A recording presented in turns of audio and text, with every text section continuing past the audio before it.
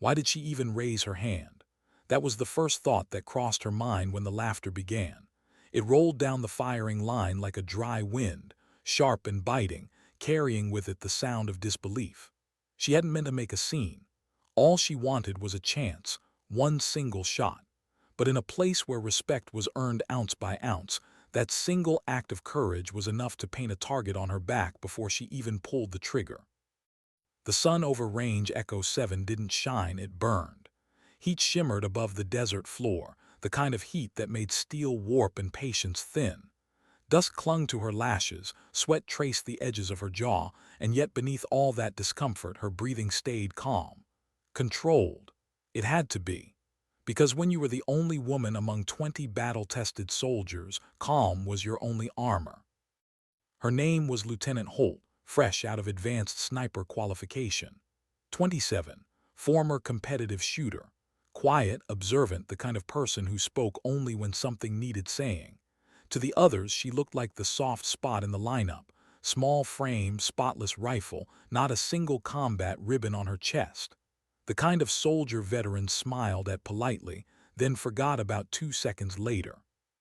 Today was supposed to be routine, qualification practice, marksmanship review, some range talk, and a chance for the general himself to evaluate the unit.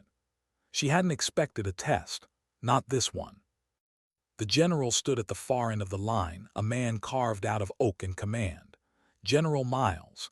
30 years in uniform, 2 wars, and a reputation for turning green recruits into stone-faced professionals. He was the kind of man whose silence was heavier than most men's words. When he spoke, you didn't interrupt. When he stared, you didn't look away. That morning he'd stepped up to the firing line, squinted against the light, and pointed toward the horizon. "You see that speck?" he'd said. The crowd followed his finger, squinting into the haze. Out there, just above the shimmer of heat, a faint rectangle of steel sat half buried in the dust. It looked more like a mirage than metal. "That's your mark," he'd said. 2,000 yards. Nobody's ever hit it, not once." The murmurs began almost immediately. Some laughed, others shook their heads. 2,000 yards was absurd. Even with modern optics, even with wind corrections and perfect ammunition, it was nearly impossible.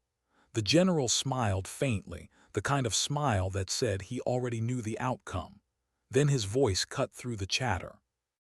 "Only legends hit that far." And that's when she raised her hand. It wasn't dramatic. She didn't shout or puff her chest. She just lifted her hand, quiet and deliberate. The laughter started small. Someone muttered, "What, is she serious?" Another snorted. "She won't even reach halfway." A sergeant laughed outright. "Let her try, General. We could use the entertainment."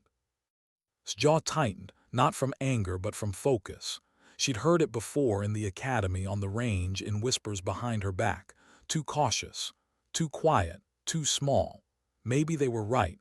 Maybe she didn't belong here. But maybe, just maybe, that's exactly why she had to take the shot. The general studied her for a moment, eyes narrowing. "Lieutenant Holt," he said, "you're volunteering." "Yes, sir." He tilted his head slightly, a shadow of amusement flickering across his face. "Do you even know the distance?" "Yes, sir, 2,000 yards. Wind 7 knots left to right, mirage heavy. I'd recommend." "I didn't ask for your recommendation," he interrupted. The others chuckled. She nodded once. "Understood, sir." Something in her voice, though soft but unwavering, silenced a few of them. It wasn't defiance. It was conviction. She stepped forward. Every crunch of her boots in the sand echoed louder than it should have. The desert was watching. The world was holding its breath. She knelt at the firing line, unrolled her mat, and set the rifle down with a precision that felt ritualistic.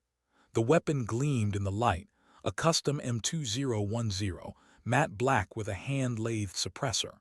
Her fingers traced the bolt like it was something sacred. The wind brushed her face, dry, constant, humming through the canyons like an invisible river. She watched the heat rise, distorting the horizon. Too much shimmer at that distance. But she didn't let the thought finish. Overthinking was the enemy. She learned that the hard way. The general folded his arms. "You've got one shot, Lieutenant," he said. Then we move on. One is all I need, sir. A murmur, a laugh, then silence. She laid prone. The rifle settled into her shoulder like a living thing. Breath slow, muscles quiet. Her heart slowed to a rhythm that felt almost mechanical. 2 beats, inhale, 1 beat, exhale. She looked through the scope. The world narrowed to a tunnel of glass and crosshairs. The target was barely visible, a sliver of steel blurred by heat. Her mind began the calculations automatically. Wind, drift, humidity, barrel temp, effect. Her thumb slid against the trigger guard. But then she hesitated, just for a heartbeat. She wasn't supposed to be here. A year ago, she was in a hospital staring at a shattered wrist after a training accident that everyone said would end her career. "You'll never stabilize a rifle again," the surgeon had told her. "Your nerve control's gone." She'd smiled politely then, but deep down, that sentence had burned into her bones. And now, this moment, it wasn't about proving them wrong. It was about proving herself right. The wind shifted, slightly, left to right. She adjusted half a click. Her finger touched the trigger, her breath steadied. She whispered, almost inaudibly, "Let's see how far legends really reach." The crack split the air like thunder. Silence followed, not the comfortable kind, the stunned kind. The kind where sound itself feels like it's hiding. Every eye followed the invisible line of her bullet through 2,000 yards of sun and silence. The general squinted. The veterans leaned forward. Then clang. It was faint at first, but unmistakable. Steel struck. Someone gasped, someone else cursed. The general's jaw locked, his eyes widening just a fraction. That was all it took for the line to erupt. Cheers, laughter, disbelief. Helmets slapped, rifles lifted, adrenaline spilling into the air like wildfire. Stayed still. She didn't lift her head, didn't smile, she just exhaled. Long, quiet, steady. Then she whispered to herself, "Thank you." When she finally stood, the general was already walking toward her. The others fell silent again. His boots crunched through the sand. He stopped in front of her, close enough that she could see the small scar above his brow, old, faint, earned in some other desert long ago. "Lieutenant Holt," he said slowly, "that was impossible." She met his eyes. "Respectfully, sir, not impossible, just unlikely." For the first time that anyone could remember, the general smiled. Barely, but it was there. He extended his hand. "Good shot, Lieutenant." She hesitated, then shook it. His grip was firm, but there was something else behind it, a kind of silent apology for every doubt unspoken. The day carried on. Others took their turns, but the moment had already crystallized. The rookie had done what no one else dared. A record was set, yes, but something deeper happened too. The unit looked at her differently now, some with respect, some with envy, but all with recognition. That night when the sun dipped and the range emptied, stayed behind. The desert was quiet again. The steel target far away caught the last glint of twilight, reflecting it back like a tiny, distant star. She sat cross-legged beside her rifle, letting the silence settle. For the first time all day, she let herself feel the tremor in her hands. The rush, the fear, the disbelief, all flooding in now that the noise had gone. She thought of her father, an old army marksman who used to take her to the hills as a kid, lining up tin cans on fence posts. "The secret," he'd always said, "isn't in the trigger, it's in the weight before it." She could almost hear him now, his laugh soft, his words slow. The weight before it. Her radio crackled behind her. It was the general, his voice lower now, almost human. "Lieutenant Holt, tomorrow report to my office. We need to talk about where you learned to shoot like that." She frowned, unsure if it was a compliment or an interrogation. She picked up the radio. "Understood, sir." The radio clicked off. The desert wind picked up again, whispering through the canyons. She looked once more toward the target and smiled faintly. But beneath that calm exterior, a thought lingered. He hadn't asked the real question yet.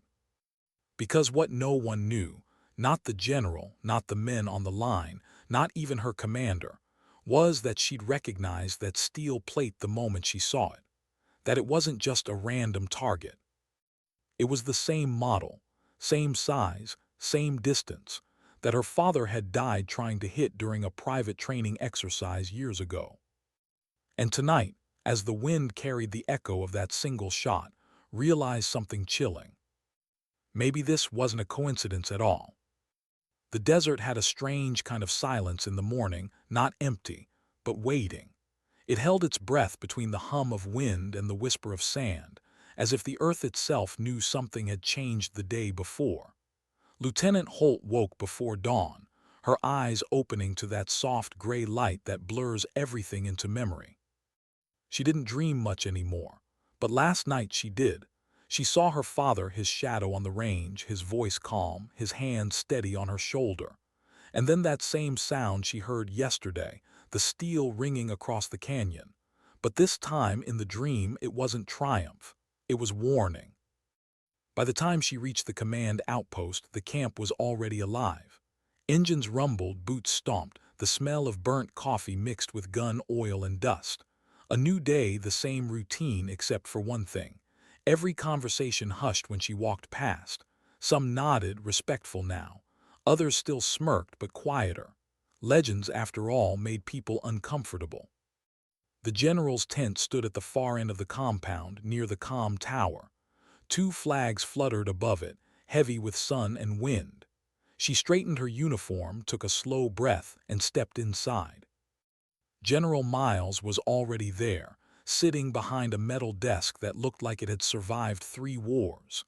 His jacket hung neatly on a chair, the ribbons dull in the half-light. He didn't look up immediately, just kept flipping through a report, pen tapping against the paper. "Lieutenant Holt," he said without looking up, "close the flap." She obeyed. The tent grew darker. He finally lifted his eyes. "Do you know what's on this report?" She shook her head. "It's your file," he said. "You've been on base less than 2 weeks. No combat deployment. Marksman qualification top of your class.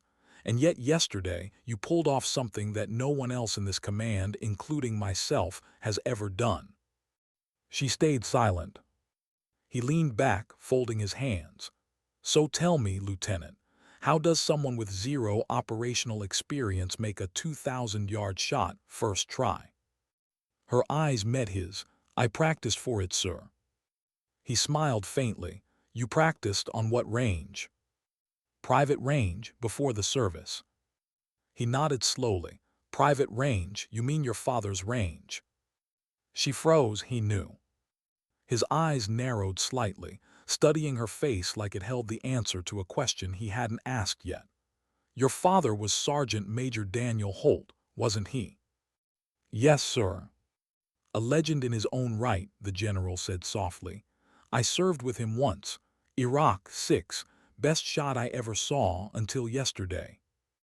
The words carried weight, but then he added he died in a training accident, unofficially. His jaw tightened. "Sir, with respect." He held up a hand.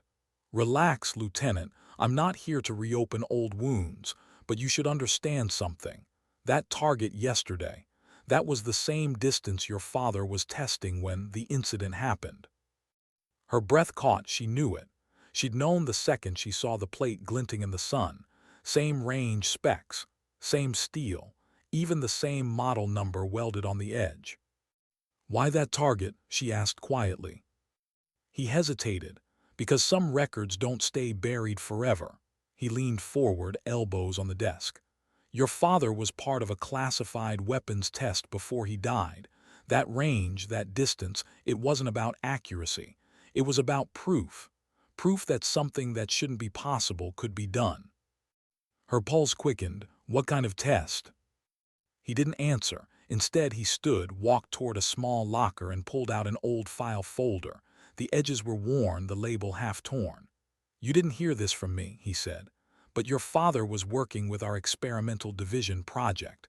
He believed that a perfect shot wasn't about the rifle or the scope. It was about the shooter's state of mind, emotional stillness, neural sync. He thought there was a way to measure it." frowned. You're saying he was testing what? A theory. A theory, Miles said, that almost got him court-martialed. He slid the folder across the desk. Inside were grainy photos, her father at a similar range, kneeling, aiming. Another photo, black smoke and debris where a target should been. And one more, a close-up of the rifle. A faint engraving on the stock, SH. Her initials. She touched the photo with trembling fingers.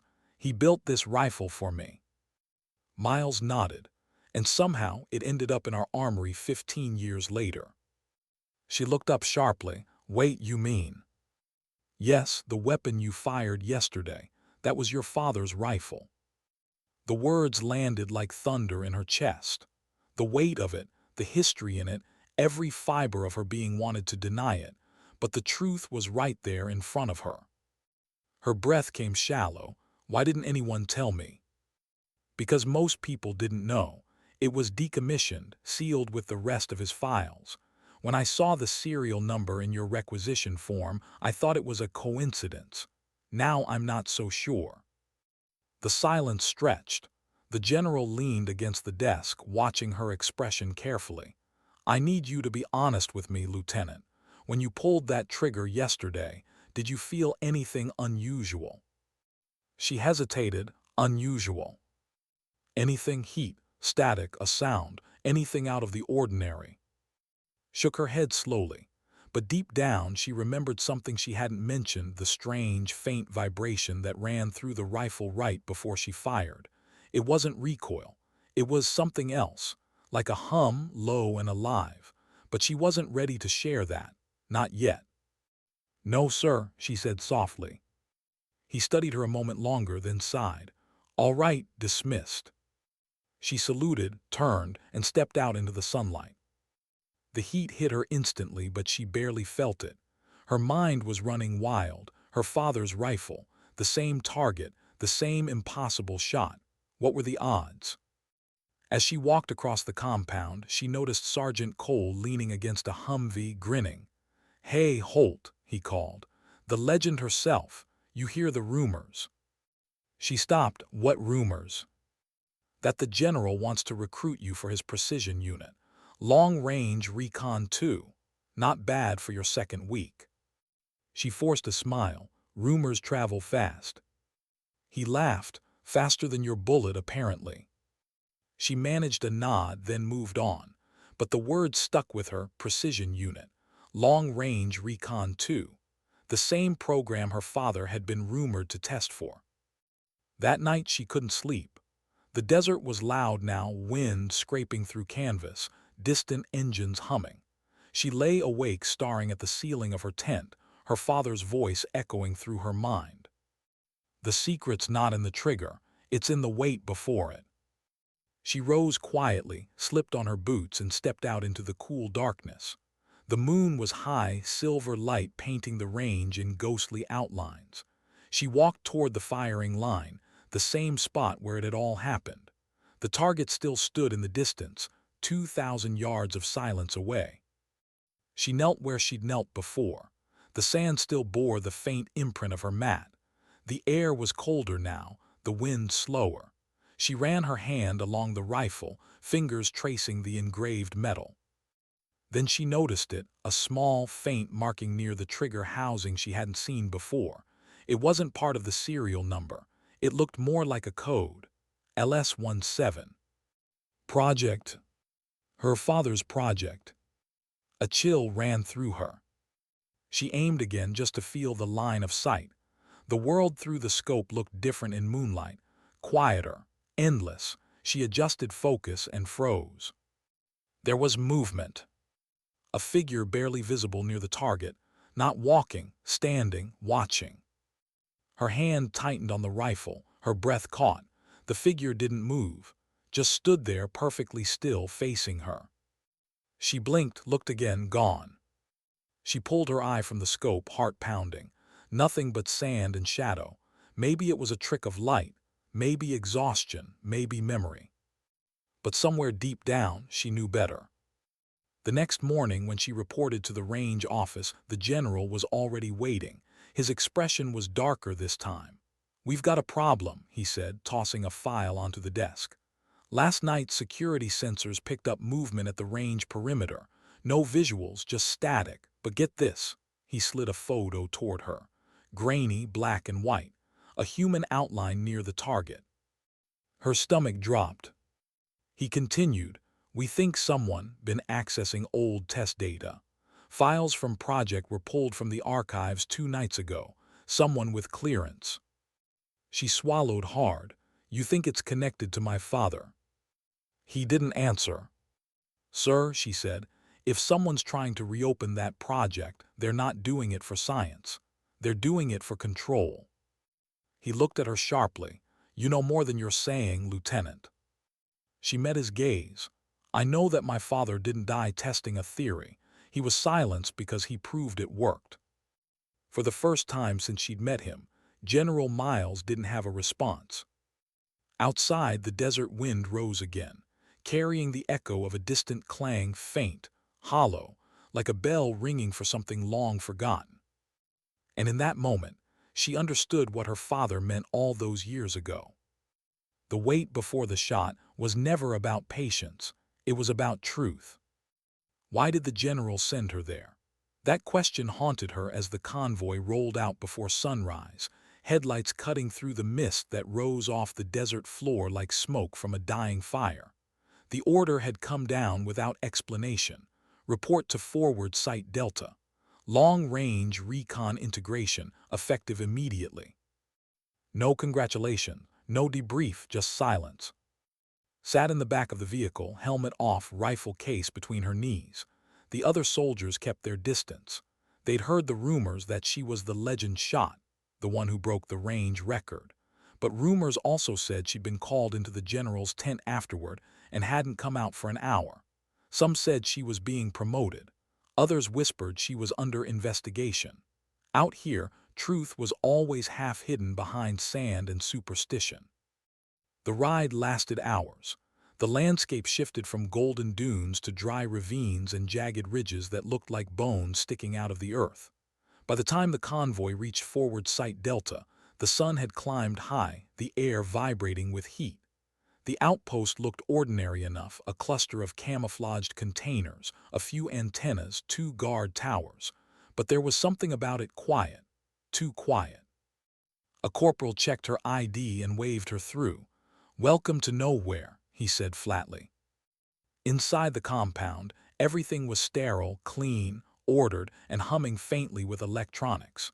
She was escorted into a briefing room where a single woman waited by the projection wall. Civilian clothes, sharp features, eyes that seemed to see right through you. "Lieutenant Holt," she said, "I'm Dr. Rains, Behavioral Research Division. You've been reassigned to my command." Nodded cautiously. "Behavioral research." Rains smiled faintly. "You'll understand soon." She gestured toward the screen, which flickered to life with data charts, brain scans, telemetry. "You made a shot 2 days ago that broke our model predictions. 2,000 yards, 17-degree crosswind, mirage distortion above 80%. Statistically, that shot should have been impossible." His jaw tightened. "You sound like the general." "I'm worse," Rains replied, "because I have the math to prove it." She walked closer, tapping the screen. "This," she said, pointing to a cluster of neural waveforms, "is your biometric data from that day. Pulse, breathing, EEG activity, microtremor patterns. We tracked them from your helmet sensors." Frowned. "You were monitoring me." "We monitor everyone," Rains said simply. "But your data showed something unique. At the exact millisecond before you fired, your neural frequency dropped to 7.83 Hz, identical to your father's readings from his final test." Stared. "You have his data." Rains nodded slowly. "Your father was the foundation of Project. He believed certain shooters could enter a physiological resonance state, total synchronization between body, breath, and environment. He thought that state could extend perception beyond conscious reaction. He called it predictive instinct." Shook her head. "You mean like seeing the shot before it happens?" "Not seeing," Rains said quietly, feeling, knowing. The room felt suddenly smaller. Rains turned back to her. The general thinks your father's theory died with him. I don't, you proved it. Swallowed hard, so what do you want from me? Rains studied her for a long moment. I want you to finish what he started. The next week blurred together, long hours of testing, psychological evaluations, precision trials. Every shot she fired was monitored, every breath recorded. They pushed her past exhaustion, through heat and wind and silence. The rifle never left her side, its black metal gleaming like a secret she still didn't fully understand. They called it the resonance room, a soundproof chamber where the outside world disappeared. Just her rifle, and a target projected onto a screen. Rains would watch from behind the glass, voice calm through the intercom. Breathe in 3 seconds, exhale 2. Again, you're not aiming at the target, you're aligning with it. Hated the word aligning. It felt mystical, ridiculous. But after days of repetition, something strange began to happen. When she aimed, time seemed to stretch, a slow dilation, like the world itself paused between her heartbeat and the pull of the trigger. And in that pause, she could almost feel where the bullet would go. After one session, she confronted Rains. What's really going on here? This isn't just about shooting. Rains didn't deny it. Your father discovered that emotional trauma heightened resonance. It made the mind focus beyond rational thought. That's why his last test was dangerous. His reading spiked seconds before the accident. His voice lowered. You mean before he died? Rains hesitated. He didn't die from recoil or misfire. His brainwave sync held too long. His heart stopped. Stared at her, disbelief and grief colliding like waves. You're saying he died in the state? Rains nodded. He became the experiment. Turned away, her throat tight. He was a soldier, not a subject. That's what he told us, Rains said quietly. The room went silent. Later that night, sat alone on the observation deck, overlooking the desert. The wind carried fine trails of dust that shimmered under the floodlights. She thought about her father, his laughter, his lessons, his steady hands. She thought about how every shot he taught her had been more than practice. It had been meditation. And now all of it, the control, the calm, the precision, had been part of something deeper. She whispered to the darkness, "What were you trying to show them, Dad?" A faint hum interrupted her thoughts, mechanical, pulsing. She looked down. The rifle. It was vibrating again, the same way it had before that first impossible shot. She picked it up, examining it in the light.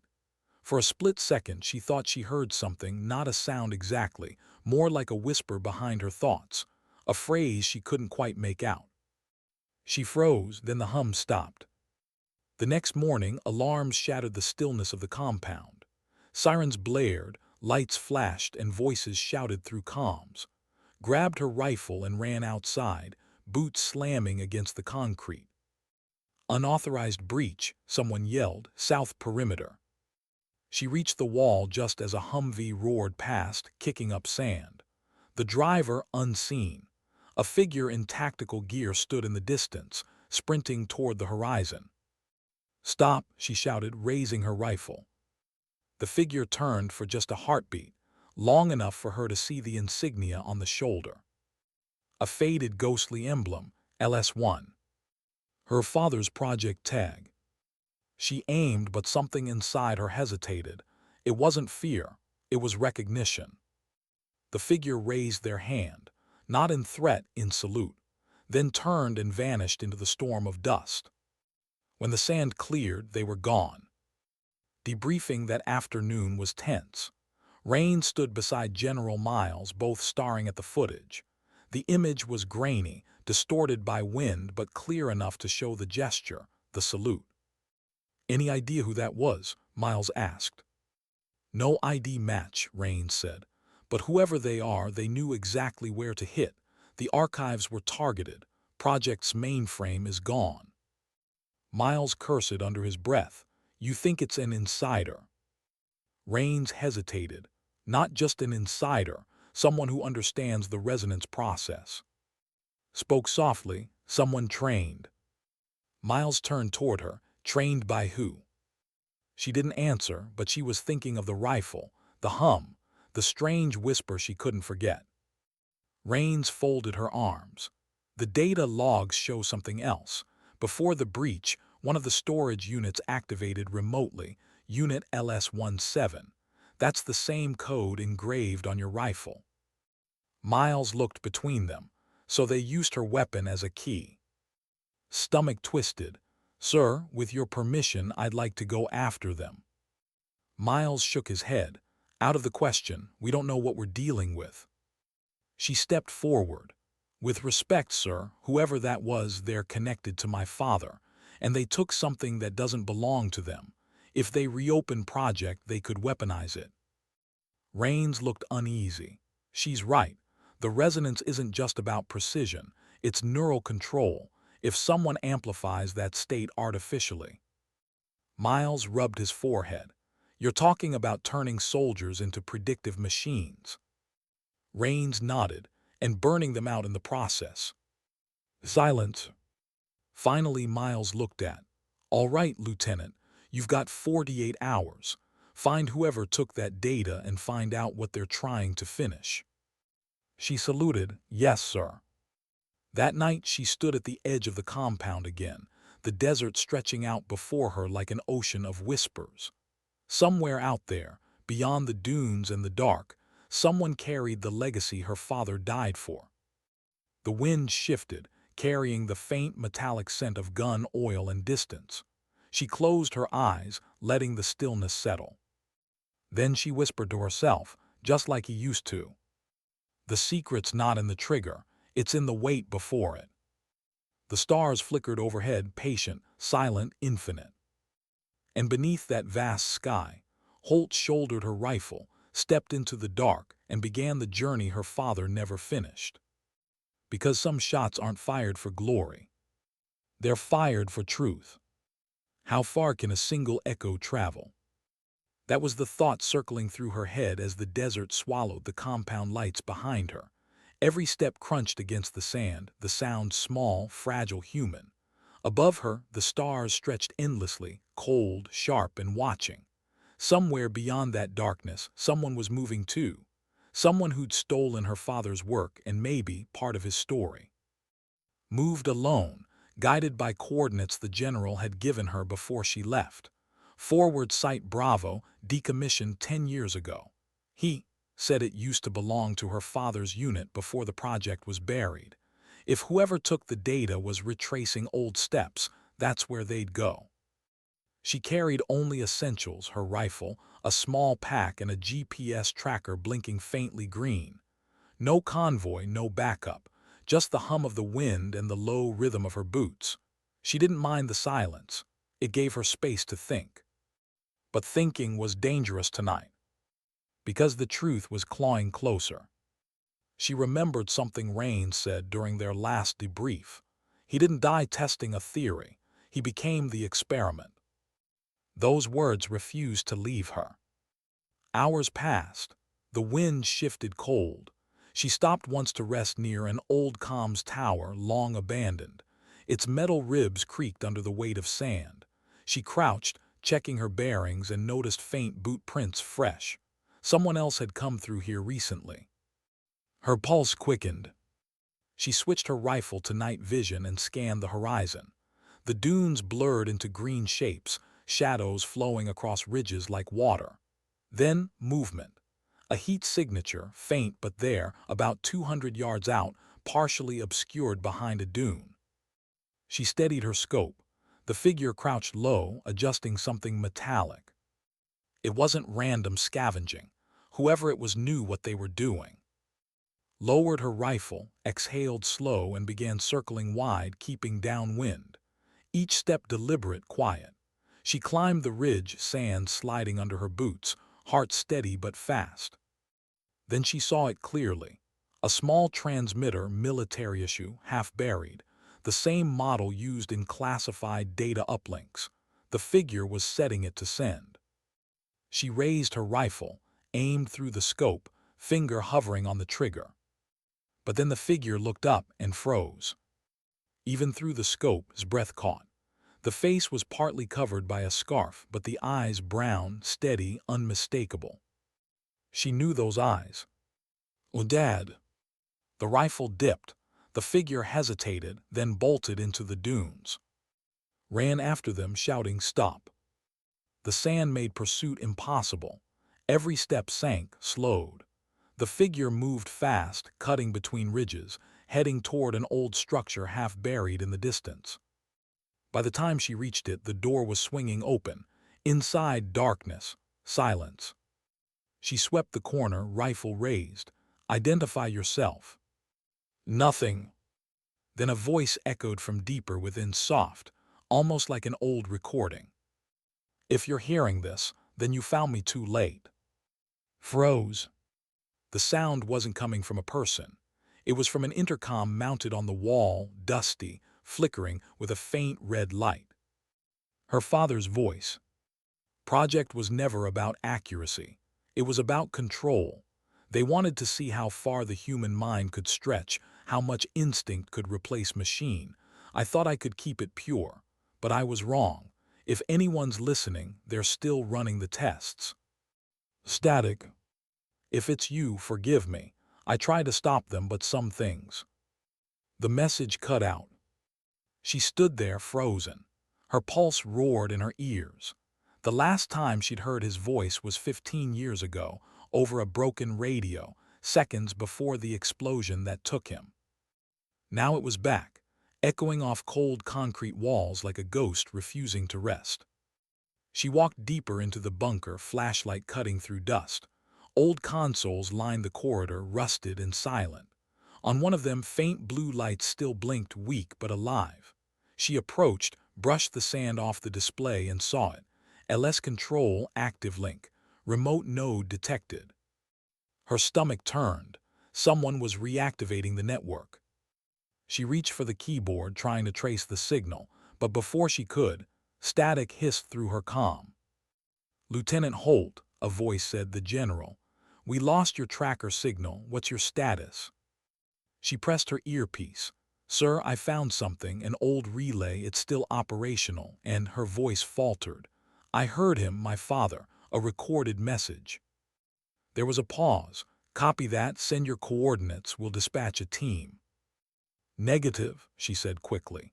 "If this is still live, whoever's behind it could shut it down if they detect a signal spike.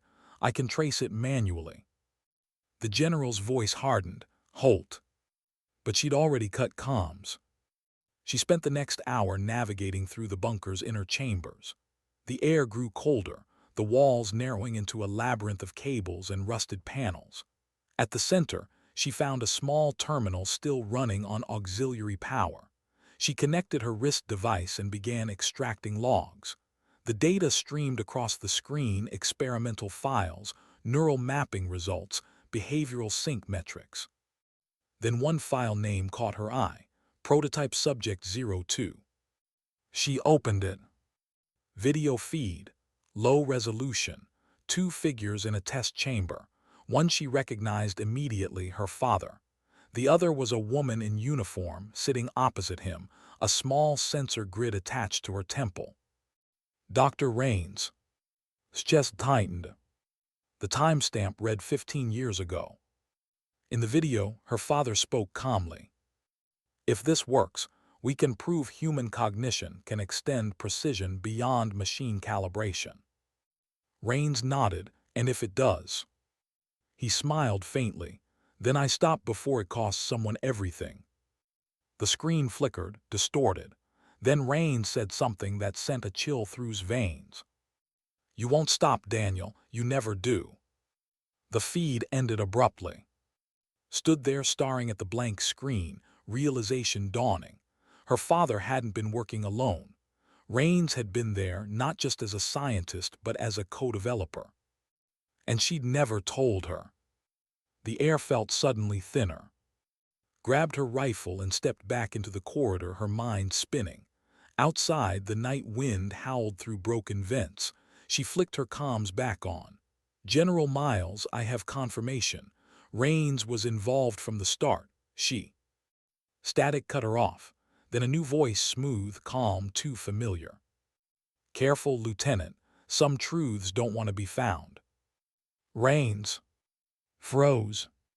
I told you, Rains continued through the line. Your father wasn't ready for what he discovered. Neither are you. Come back to base. That's an order. His voice was cold. You lied to me. I protected you, Rains said softly. You think he was a hero? He was.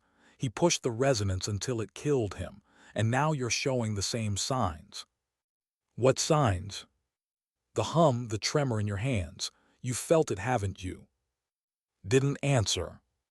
That's not power, Rains said. That's the system waking up inside you. The comm line went dead. Stood motionless, her reflection faint in the dark monitor screen.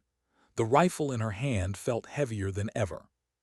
Outside, dawn was breaking, pale orange light creeping across the dunes, illuminating the shape of the abandoned structure. It looked less like a ruin now, and more like something waiting. She walked out, eyes scanning the horizon. Far in the distance, she saw movement again, a flash of metal, a figure climbing a dune heading west, the same figure from before. But this time, there was no hesitation. She lifted the rifle, breath slow, eyes sharp. Then she noticed something new through the scope, the faint outline of a tattoo on the figure's wrist. Her father's initials. Her throat tightened. It couldn't be. The figure stopped, turned slightly as if knowing she was there. The wind carried a voice, faint, distorted but real. Not everything you see is the past. Some of it is the test. Then the figure vanished over the ridge. The rifle trembled slightly in her hands, not from fear, but from something else. A low vibration, deep, familiar. The same hum that had pulsed before her record shot. And in that hum, beneath the wind, beneath her heartbeat, she swore she heard her father whisper once more, not through memory, not through recording, but through the rifle itself. Wait before you pull the trigger. Her hand froze. She lowered the rifle slowly, breath shaking. Somewhere in the distance, thunder rolled not from the sky but from underground. A shockwave rippled through the sand, distant yet deliberate. Something had been reactivated. The desert wasn't just holding secrets anymore. It was waking them up. What happens when the shot doesn't end at the trigger pull? That question haunted all the way back to base. The drive was silent. She sat in the rear of the transport, helmet in her lap, the rifle resting beside her boots like something half alive. The desert rolled by outside, pale dunes giving way to fractured rock, old test fields, and the ruins of bunkers long forgotten. The sunlight had that washed-out glare that made everything look like a photograph left too long in the sun. No one spoke. The soldiers driving didn't ask questions, and she didn't offer answers. She learned something about silence. It hides you. It also eats you alive if you let it. By the time they reached Forward Site Delta, the air was thick with dust. The compound looked smaller now, shrouded in heat haze. She climbed out, shoulders heavy, and went straight to command. General Miles was waiting. He stood by the map table, jaw clenched, hands behind his back, the stance of a man trying to hold a storm still. "What the hell happened out there, Lieutenant?" he said. She set the rifle case on the table. "You already know, sir." His eyes narrowed. "You went off comms. You ignored orders." "I followed the signal," she said.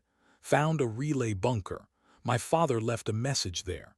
And I found something else, proof that Dr. Rains was involved in project from the beginning." He froze. Rains nodded. "I saw her in a video file. My father trusted her. She lied to both of us." Miles exhaled slowly. "She's been one step ahead of everyone since the day this program started. I thought she was after Data. I didn't realize she was after you." Frowned me. He gestured to the rifle. "That weapon isn't just a prototype. It's a transmitter. The engraving, LS-17, it's a synchronization key. Your father coded it to pair with neural patterns during the resonance test. When you fired that record shot, you didn't just hit a target. You reactivated a system that's been dormant for 15 years. The words sank in like cold water. Reactivated. Miles nodded grimly. We've been getting phantom signals all morning, data streams we can't trace, frequencies below standard comm range. And they all originate from your weapon. Took a slow step back. You think I triggered it? I think, he said carefully, that the system recognized you. She stared at the rifle, her reflection warped in its dark surface. The hum she'd felt before was still faintly there, almost under her skin. What does it want? She whispered. Miles shook his head. We don't know, but whatever was designed to do, Rains is trying to finish it. Later she sat alone in the barracks, helmet off, staring at her hands. They trembled faintly, not from fear, from something deeper, internal. The hum was inside her now. Not constant, just flashes like the brief vibration before lightning strikes. She closed her eyes, tried to steady her breathing. The world narrowed to sound, the faint buzz of electricity in the walls, the pulse in her wrist, the rhythm of the base generators. Slowly, almost unwillingly, those sounds began to align, syncopated, then synchronized. And for a moment, she wasn't hearing the world. She was feeling it. Her heartbeat slowed. Every movement outside, footsteps, voices, the wind brushing across the hangar, she sensed before it happened. She opened her eyes. The lights flickered once. Then again. She stood shaken. The hum stopped. Her pulse kicked back into normal rhythm. She whispered to herself, "What's happening to me?" A knock at the door broke the silence. Sergeant Cole stepped in, carrying a data tablet. "General said you'd want to see this," he said. She took it. A live satellite feed, the desert south of their base, near the ridge where she'd seen the figure vanish. A heat bloom shimmered faintly on the display. Cole scratched his head. Whatever's there, it's big, some kind of buried structure coming online. Power spikes are off the chart. Looked up's main node. He blinked. Long what? Get the general, she said. Minutes later, the operations room was alive. Monitors flickered with telemetry, comms officers shouting coordinates. General Miles stood in the center, arms folded tight. Rains appeared on one of the screens, her face half-shadowed. The link was unauthorized. "Turn that feed off," Miles barked. "Wait," said quietly. "Let her speak." Rains smiled faintly. "Still protecting me, Lieutenant." His voice was steel. "I just want to know why you lied." "Because truth would have stopped you," Rains said. "And I need you to finish what your father couldn't." Miles stepped forward. "You stole classified data, Doctor. You're playing with a system you don't understand." "I understand perfectly," she said. "Project was designed to expand perception, to train soldiers who could anticipate enemy action before it happened. Daniel Holt proved it was possible, but he refused to weaponize it. I will not make that mistake." Shook her head. "You'll destroy people the way it destroyed him." Rains leaned closer to the camera. "He wasn't destroyed, he ascended, and so will you." The feed cut to static. Miles turned to his team. "Lock down the perimeter. If she activates that node, we'll have a neural cascade across every sensor network in this region." Spoke quietly. "She's not doing it remotely, she's there." Miles looked at her. "You can't know that." "I can," said, almost whispering. "I can feel her." The room went silent. She took the rifle from the table, slung it over her shoulder. Miles moved to block her path. "You're not going out there again." She met his gaze. "Sir, with respect, I'm the only one she's synced to. If responds to me, I might be able to shut it down from inside." He stared at her for a long moment, torn between command and faith. Then he stepped aside. "You've got one chance, Lieutenant. Bring her in alive if you can. End it if you must." She nodded once. The desert at night felt different now. Not empty, alive. The hum in her blood had grown stronger, guiding her like a pulse from beneath the earth. She followed it south, over ridges and dry ravines, until she saw the first glow of light beneath the sand. It was a dome, half-buried, metallic, surrounded by faint blue arcs of energy. She descended quietly, crouched near the edge, and looked down through the fractured glass panels. Inside, Dr. Rain stood before a console, surrounded by holographic projections, diagrams, neural maps, lines of code. Slip through a side hatch, rifle raised. Step away from the controls. Rains didn't turn. You shouldn't be here, the system's awake. It's listening to you. I'm not your experiment. Rains finally faced her. Her expression wasn't angry, it was almost sad. You already are. The moment you took that shot, you bonded with it. Do you really think coincidence brought you here? His finger tightened on the trigger. You used my father, you used me. Rains shook her head. Your father volunteered. He believed humans could evolve beyond reaction to see the outcome before the action. That's what is. And you're proof he was right. The hum inside surged, loud, vibrating through her bones. The console lights flared brighter in response. Rain stepped closer. You feel it, don't you, the connection? It's not madness, it's potential. Grit her teeth. It killed him. No, Rain said softly. It showed him everything. He saw the next shot before it fired. He saw what we could become. Shook her head violently. You're twisting his words. The floor rumbled beneath them. The dome lights flickered. Screens blinked with lines of code rearranging themselves. Rains looked around, alarmed. It's sinking to you faster than I expected. Raised the rifle, then shut it down.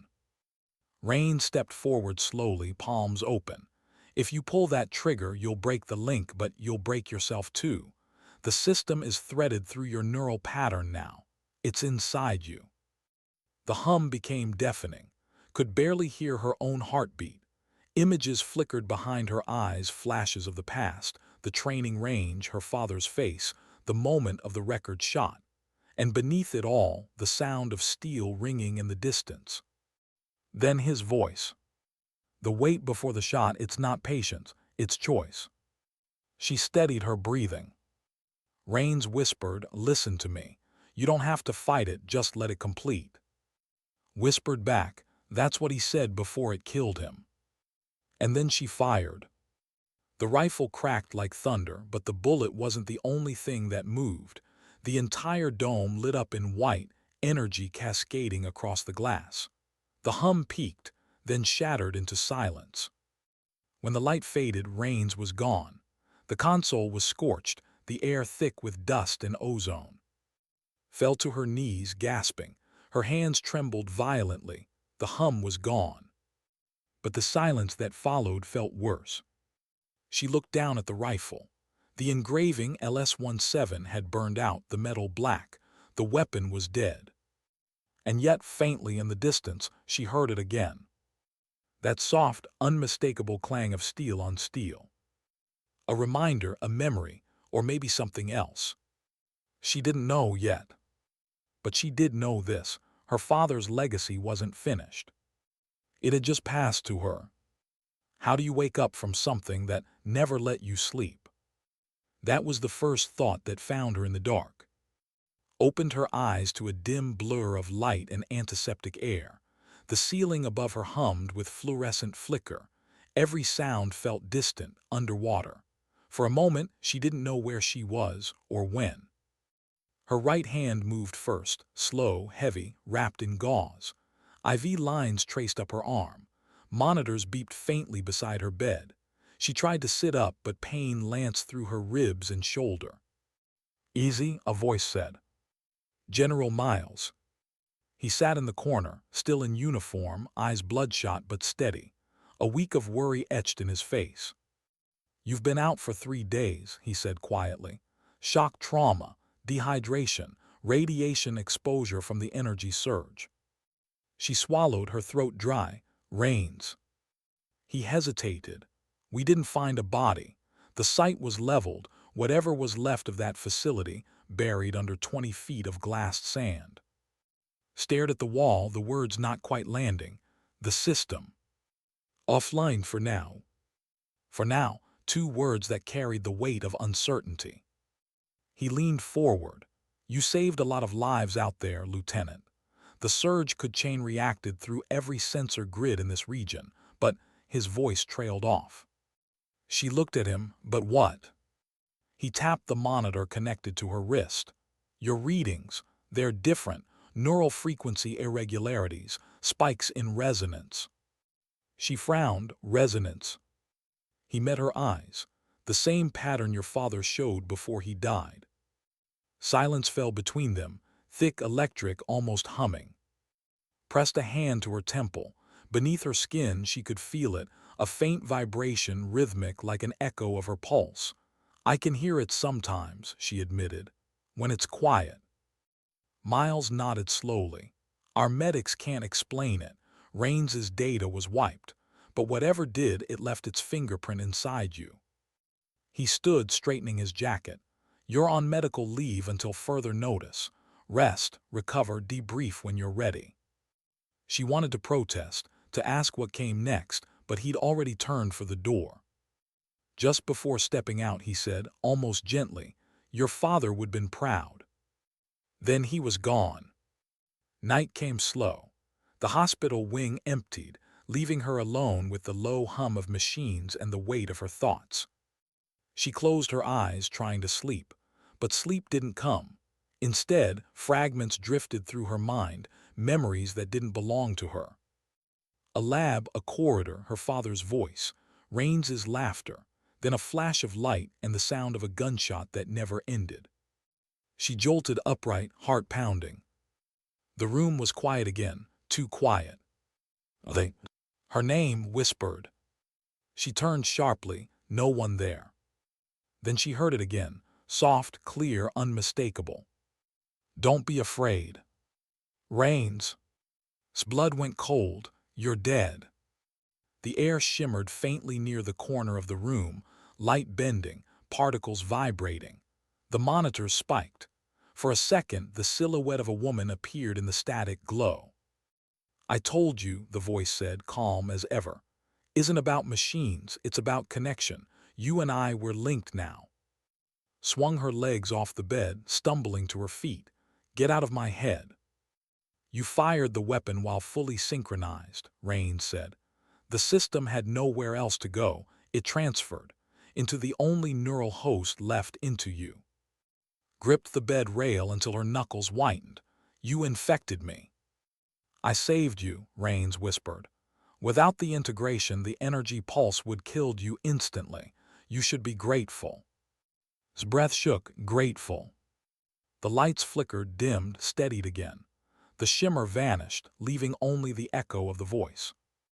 You can hide from the program, Raines said, but not from what you've become. Then silence. The next morning walked out of the hospital against orders. No escort, no discharge papers. She needed space, air, something real. The base was quiet in the early dawn. Training drills echoed faintly from the distance. She found herself at the firing range, the same line where this all began. The steel target stood far out on the horizon, 2,000 yards away, catching the sun like a silver coin. She picked up the rifle they'd returned to her, stripped of power, inert, its blackened engraving barely visible.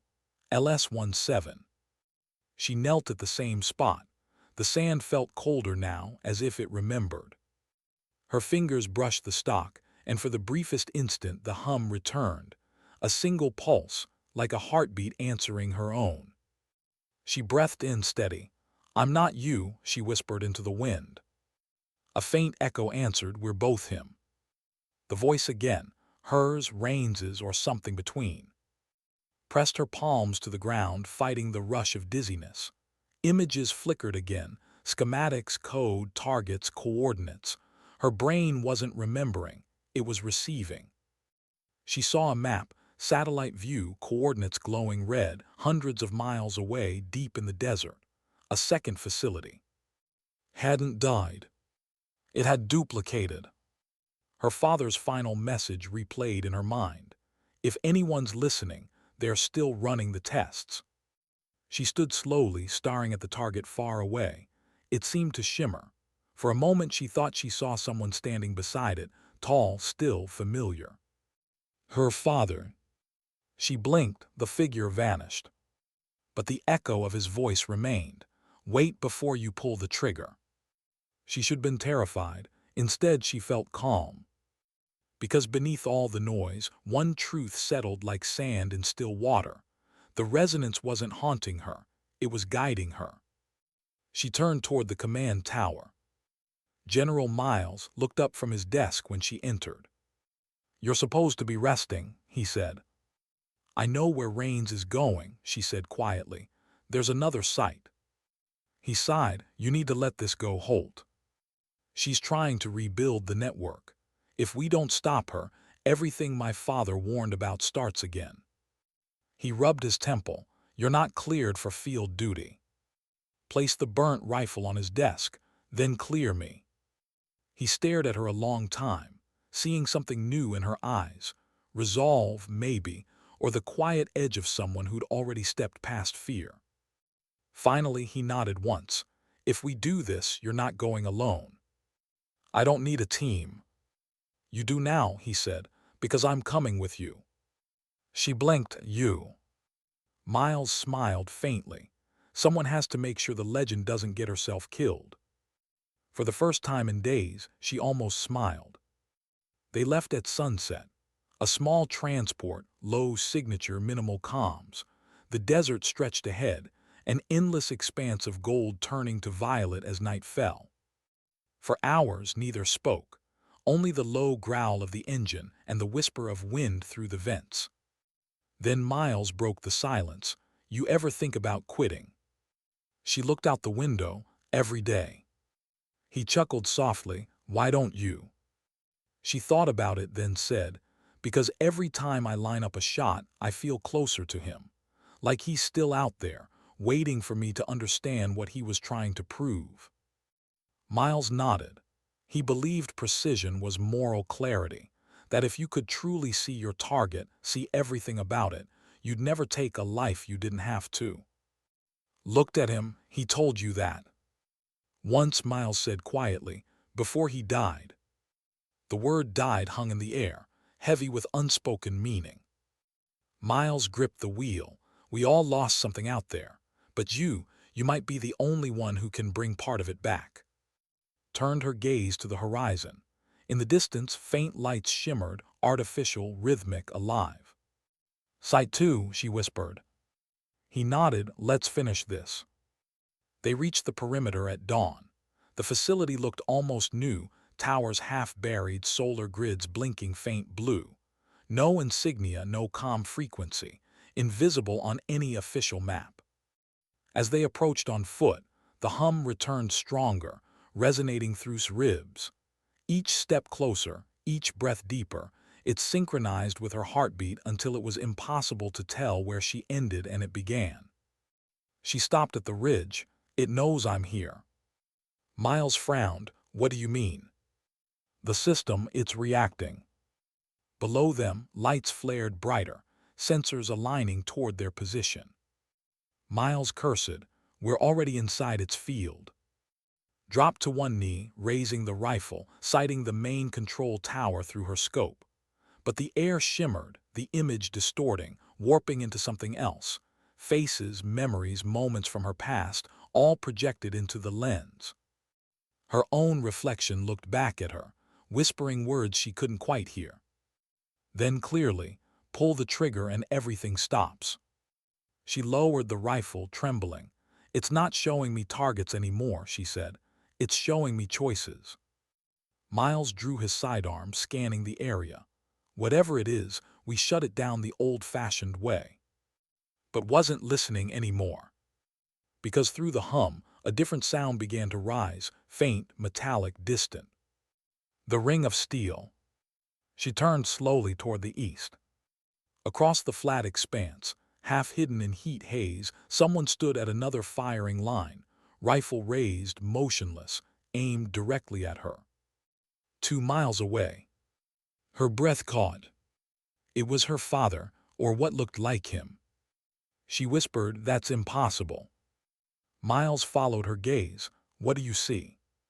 She didn't answer, because deep inside her mind, the hum whispered back, gentle, certain. "He's waiting for the next shot." How do you aim at someone you love? That question hollowed her chest as she stared through the scope. 2 miles away, in the rising heat shimmer, the figure hadn't moved. The light hit him in that way memory does, half real, half faith. The same posture, the same calm, her father's stance. His pulse thundered in her ears. "It can't be him," she whispered. Beside her, General Miles steadied his binoculars. "I don't see anything, just mirage." But she saw him clearly. The way he held the rifle, the way the desert wind caught the edge of his sleeve. It was him, or something that wanted her to believe it was. Miles put a hand on her shoulder. "Talk to me, Holt. What do you see?" She didn't answer. The hum in her head was back, stronger, layered now, one tone echoing inside another. She lowered the scope and felt it pull at her nerves like a tide. Then a voice, faint, threaded through the vibration. "You're close, don't fight it." Her father's voice. Her knees went weak.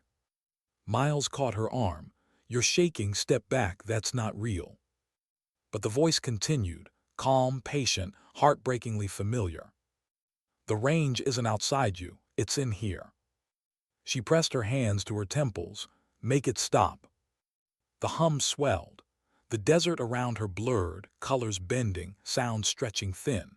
And then, like slipping underwater, she wasn't standing on the ridge anymore. The heat vanished, silence, then light. She stood in a long corridor, metallic walls glinting under white lamps. It was clean, clinical, endless. At the far end, a door stood half open, light spilling through. She walked toward it. Her footsteps made no sound. Beyond the door was the firing range, perfectly reconstructed, bright, windless. Her father stood at the line, rifle ready. He turned slowly as she approached, a gentle smile softening the years she'd lost. "Hi, kiddo." Her breath caught. "Dad." He looked exactly as she remembered, steady eyes, hands sure, voice warm. But something in his expression wasn't quite right. Too still, too knowing. "This isn't real," she whispered. He smiled sadly. "Does it matter?" She stepped closer. "You died." He nodded once. "In one world, maybe not in all of them." She shook her head. "The system's doing this. Rains." "Rains opened the door," he interrupted. "You walked through it." He handed her his rifle, her rifle, the same one she'd used on the day of the record shot. "Why are you showing me this?" "To finish what we started." He pointed toward the horizon. The target gleamed there, 2,000 yards away, flawless and waiting. "She's waiting there," he said. "You can end it, one last shot." Look through the scope. The target came into focus, but instead of steel, she saw a figure standing beside it. "Rains." Her face pale, calm, eyes closed. "She's not real either," said. Her father's voice was soft. "Then prove it." Hesitated. The trigger brushed her fingertip. And then another voice, not his. "Don't." Rains's voice, echoing behind her. She turned sharply. Rains stood at the other end of the line, unarmed, hair loose, expression strangely human. "This is what it does," Rains said quietly. "It builds a loop, a test. It shows you your choice and watches what you do with it." His father didn't move. Rains stepped closer. "He's a construct, a reflection of the neural pattern you're carrying. If you shoot him, the system stabilizes, but it will stay inside you forever. If you do." Swallowed hard. "If I do." "It collapses. Everything ends, me, the program, the link, but you might go with it." Her father's tone was calm. "She's lying." Rains's eyes glistened. So was he. The air trembled, colors flickering between them. Two truths, two ghosts. His hands shook around the rifle. "I don't know which one of you is real." Her father stepped closer. You know me. Rains whispered, you know yourself. The hum built again, rising toward a deafening crescendo. Fell to her knees, gripping her head. Stop it. Both figures spoke at once, one calm, one pleading. Take the shot. Let it go. The sound fractured the world. Then darkness. She woke on the ridge again, sand cold beneath her palms. The sun hung high, the real one this time. Miles was crouched beside her, shouting her name. Hey, Holt, look at me. She gasped for air, blinking through the blur. I saw him. Miles frowned. Who? My father. Rained. The system, it's alive inside me. It's trying to finish the test. Miles gripped her shoulders. Listen to me. You're here. You're real. You hear me. She nodded weakly. We have to shut it down. He helped her stand. How? She looked at the rifle lying in the sand. It wants me to choose. That's the loop. It feeds on conflict, instinct versus restraint. If I break the pattern. Miles looked uncertain. You think you can outthink an AI hybrid that's wired into your brain? She managed a faint smile. No, but I can outfeel it. She raised the rifle, aimed not at the facility, not at the horizon, but at the ground between them. Miles tensed. She fired. The bullet hit sand, sending up a cloud of dust. The sound echoed off the dunes, and the hum inside her chest stopped dead. Silence, real silence. Then the sky shimmered, like heat waves peeling back. The facility's lights blinked out one by one. Miles exhaled. What did you do? I refused the shot. He stared at her. That's it, you just stopped. She nodded.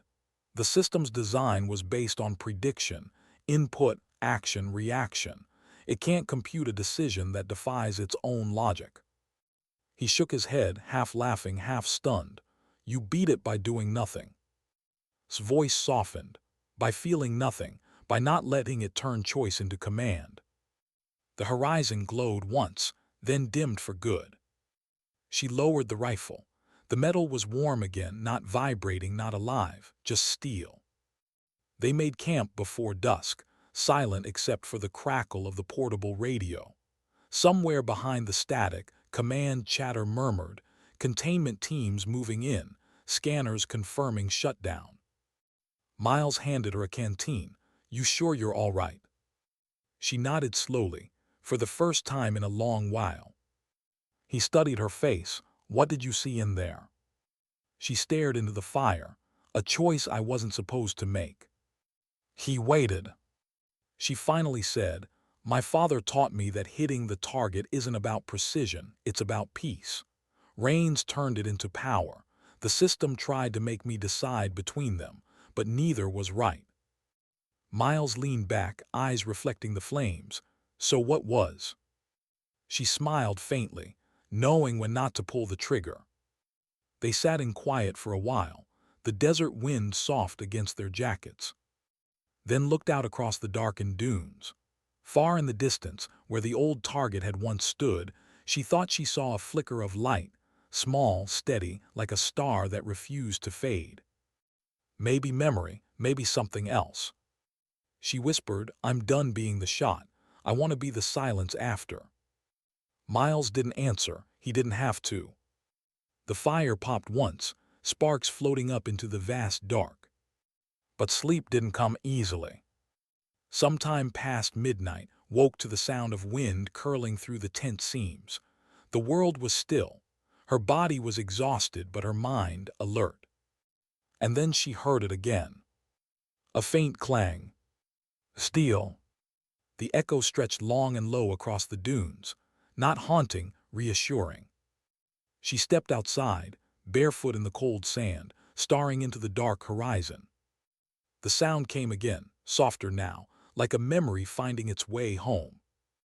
And beneath it, a whisper that was Rains's or her father's, just her own voice finally steady. Sometimes the hardest target to hit is letting go. She smiled, not proud, not victorious, just calm. The desert wind picked up, scattering the last traces of heat from the day. Behind her, dawn began to rise. And for the first time since that impossible shot, Lieutenant Holt didn't reach for her rifle. She just watched the horizon glow. What happens after the legend ends? That was the question asked herself when she saw the base again. It looked smaller now, quieter. The noise, the drills, the barked orders, all just echoes against a sky too wide to hold anything for long. A convoy waited near the entrance. General Miles stood beside it, arms crossed, sunlight sharp against the brim of his cap. "Welcome home," he said. Smiled faintly. "Feels strange to call it that." He nodded. "It always does."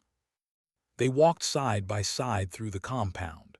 Soldiers stopped to salute her, the rookie who'd broken the range record, survived an experiment no one understood, and ended a system that had haunted them all. But the looks in their eyes weren't just respect. They were curiosity, fear, reverence. Rumors had spread, stories told around barracks fires and late-night shifts. Some said she'd gone rogue. Some said she'd shot the general himself. Others whispered she wasn't human anymore. Ignored all of it. Legends had a way of twisting themselves once they left the truth behind. Miles led her to the command office. A file waited on the table, her discharge papers. "Voluntary," he said.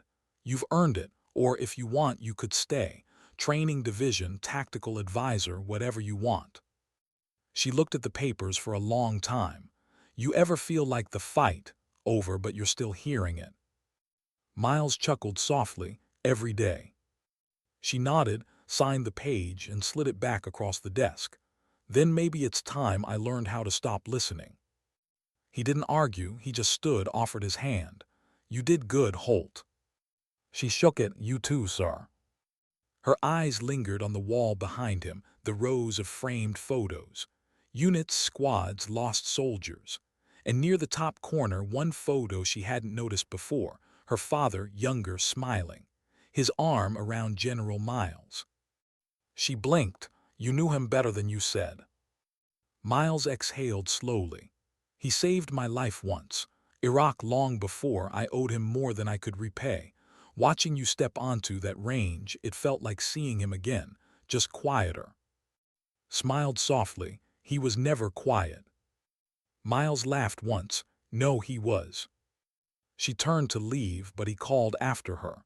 "What do you think he'd say if he saw you now?" She paused at the door. Tell me to clean my rifle." Then she smiled. "And maybe to aim for something that isn't steel." Weeks passed. The desert faded behind her as she rode north in a civilian transport. Through the window, the terrain shifted from sand to stone to the muted greens of the foothills. She wore no uniform now. No insignia.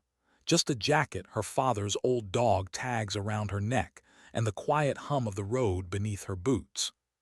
She didn't dream anymore. Not of Rains, not of the range. Only once a faint image. Her father standing at the horizon, the sky burning gold, smiling without saying anything. When the bus stopped at a small town near the edge of the mountains, she stepped off. The air was cooler, thinner, carrying the scent of pine and rain. A small cabin waited there, weathered wood, tin roof, the same one her father used to take her to when she was a child. The door creaked the same way. The floorboards still sang underfoot. She set her bag down, walked to the window, and looked out at the open field behind the cabin. It wasn't much, just a few acres of grass and a worn-out wooden fence. But at the far edge, still standing after all these years, was an old steel plate. Rusted, tilted, but still there. The first target she ever hit. She walked toward it slowly, the ground soft beneath her boots. Her fingers brushed the bullet scars across the metal. For the first time in years, she felt no urge to aim. She sat down in the grass, the wind brushing through her hair. The world was quiet again. Not empty, just still. That night rain came light, steady, the kind that cleans rather than floods. Lit a small fire inside, made tea, and sat by the window watching the lightning stretch across the mountains. And then faintly, the hum returned. She froze, not fear, not dread, just awareness. It wasn't the resonance anymore. It was memory or something close to it. Her father's voice, soft as smoke. The secret's not in the trigger, it's in the wait before it. She smiled, I know, Dad. And the wait after. She laughed quietly, shaking her head. You never told me that part. You weren't ready. Silence followed, warm, not haunting. She whispered, I am now. And for a moment she could almost feel him sitting beside her, the same calm she remembered, the same steady breath. No words left, no orders, just presence. Then the hum faded again, leaving only rain. Morning brought sunlight, soft, new, unhurried. She walked outside barefoot, the ground damp under her feet. The storm had washed everything clean. The rusted steel plate now glinted faintly, a single drop of water hanging off its edge like a tear that refused to fall. Stood there for a while, just watching the light hit it. Somewhere deep inside, she knew there were still questions left unanswered. Raines's disappearance, the hidden archives, the technology buried too deep to erase, but none of that mattered right now. Because for the first time in her life, she wasn't living for the next shot.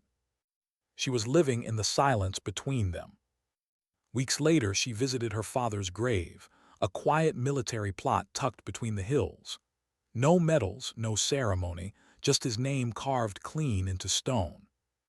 Daniel Holt. Soldier, teacher, father.